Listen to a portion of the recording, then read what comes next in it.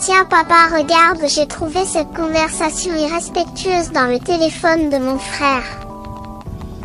Il semblerait que l'un de ses potes lui a traité d'idiot.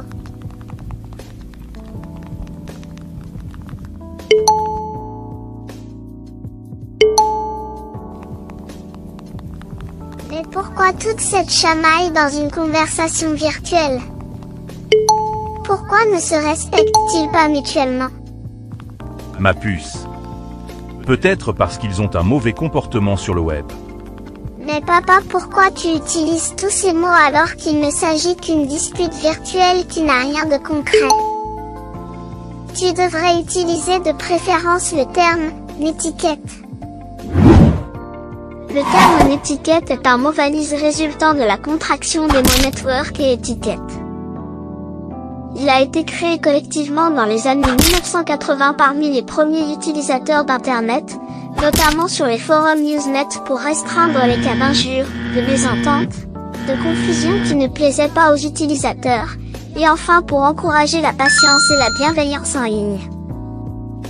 Network qui désigne réseau informatique mondial incluant les réseaux sociaux, les emails, les forums, les messageries, etc.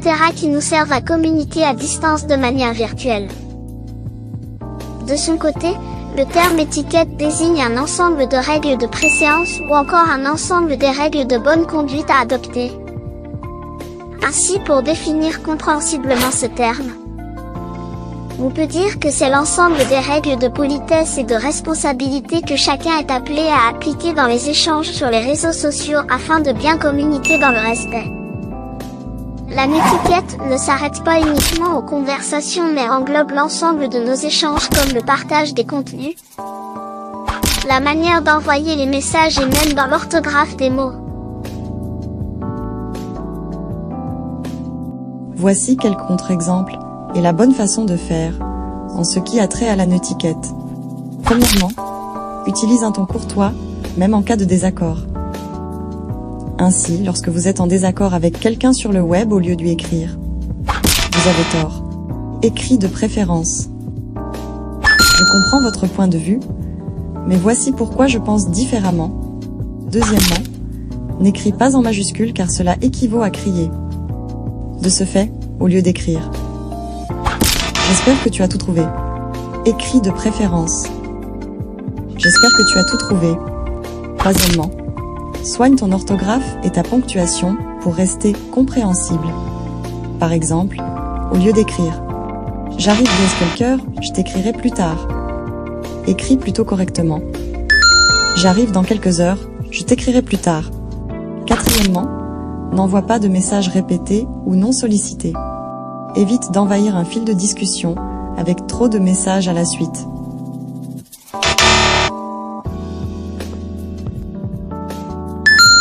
Correct.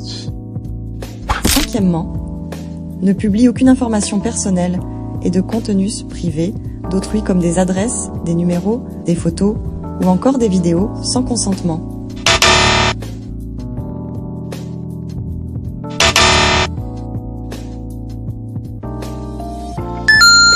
Correct. Sixièmement, vérifiez les informations, les liens avant de les partager.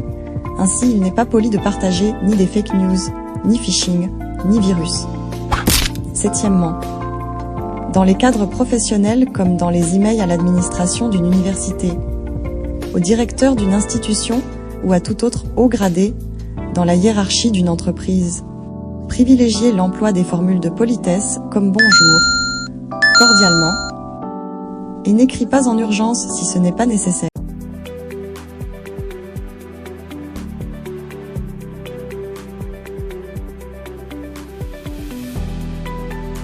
Le non-respect de la netiquette peut entraîner des disputes, des piratages de comptes, des paniques au niveau collectif, des destructions de toutes sortes, des dépressions, des obsessions fatales et même des crises suicidaires. Ensemble, luttons contre le non-respect de la netiquette. Encouragez les autres à cultiver la netiquette en partageant cette vidéo.